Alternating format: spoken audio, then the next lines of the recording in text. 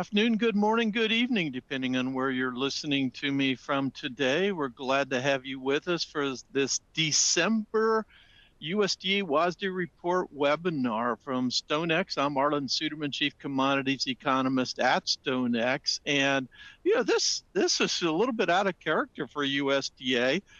Usually the December reports are kind of what we call a snoozer, kind of boring. But USDA decided to put a little bit of fireworks in there, made some big adjustments to the corn balance sheet, and some smaller ones to soybeans. We'll talk about that as we get into it, and I'll give you my opinion on it.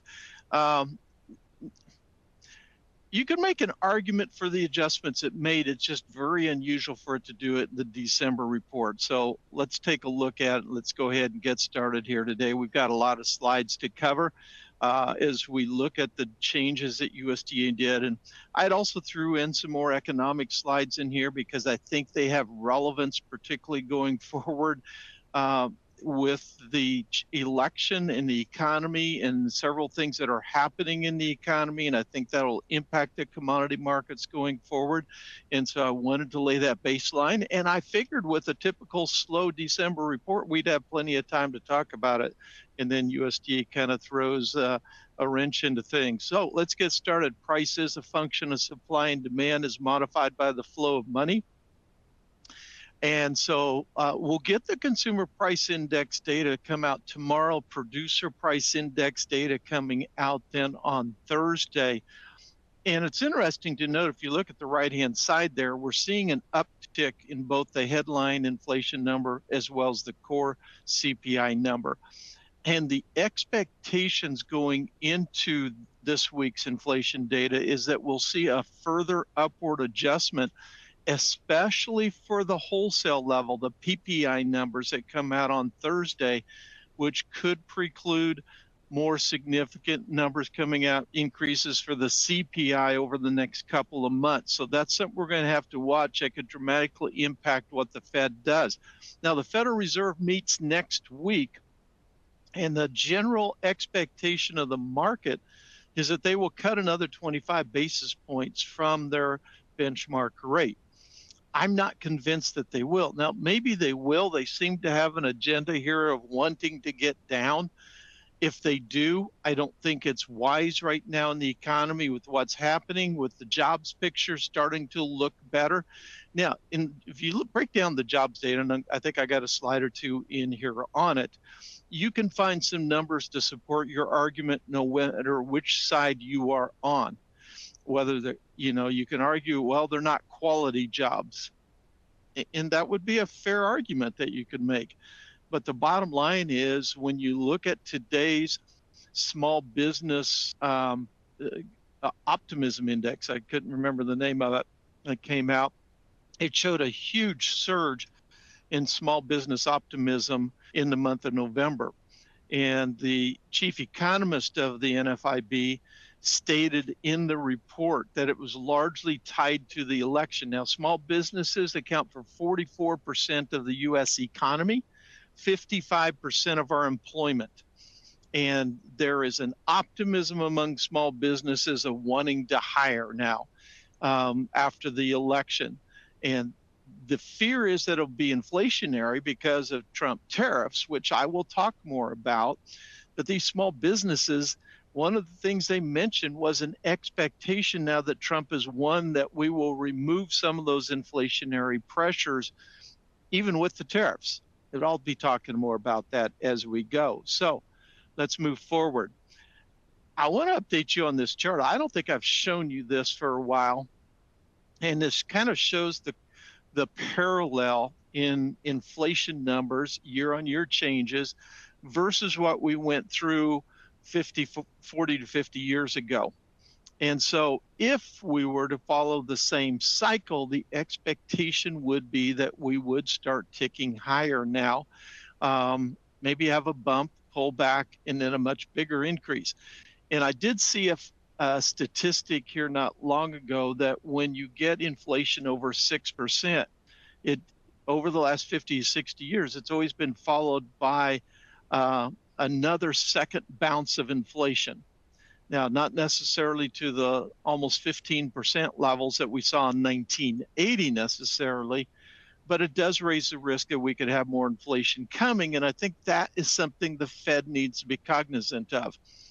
When we, uh, the talk is inflation is getting down there closer to 2%. But as this graphic shows, and was certainly something that came out I want to say, poll surveys at people who are voting, was inflation was a significant factor. Well, prices are up 22% on average from where they were 4 years ago. So while energy prices have come down, and that's certainly a factor in inflation, which I'm going to show you here in a little bit, a lot of other things went up a lot more than 22%. And that's what the consumers certainly have remembered and responded to. Now, I wanted to update you on this because the monetary base I'd been showing you was going contrary to monetary policy and was trending higher. That does seem to have now trending at least sideways, if not trending lower again, following the shrinking of the balance sheet. My fear is that the Fed's going to have to stop shrinking its balance sheet over the coming year. And if it does that, that may hold the monetary base up there. But one of the keys is going to be, if we're going to have tax cuts or even an extension of the 2017 tax cuts that are set to expire at the end of 2025, which is extending those as one of Trump's priorities. If we're going to do that, and if we're going to have deregulation, then we need to have a cut in fiscal stimulus, which is fiscal spending. Otherwise, it can be inflationary. So that's going to be one of the keys to watch. Now, layoffs remain very low. You see an uptick there on the far right, but overall, they remain pretty low. Overall, the job picture pretty healthy. One of the things that's been stimulating our economy is we've seen a tremendous increase in home values. And as home values go up, we see a lot of equity in those homes that people are tapping into for spending. And this shows that we're seeing an increase in home equity loan operational lines of credit. And so that's been one of the things, among other things, that's been kind of funding the continuation of this resilient economy. Now, one of the things we have to keep in mind here is the debt ceiling. The debt ceiling was suspended in June of 2023 until January 1 of 2025. So today is December 10th. So in another 3 weeks, the debt ceiling is locked in at whatever the debt is on that date. And beyond that date, then we have to do some creative accounting, shall we say, the Treasury Department does, to avoid defaulting on any of our obligations. You know, we're not about to default on obligations. There's plenty of things the Treasury Department can do, but the longer it goes, the more creative they have to get. And this Congress and this president, I've said in previous webinars over the last year that a lame duck Congress, a lame duck president perhaps will have to deal with the issue. I misstated there. We'll do some creative accounting. They're not going to deal with it. They have to deal with funding the government past December 20th, or we could have a government shutdown yet over Christmas. So that's still ahead of us. But the debt ceiling does have to be dealt with, and that's going to wait for the new Congress and the Trump administration to reach an agreement on.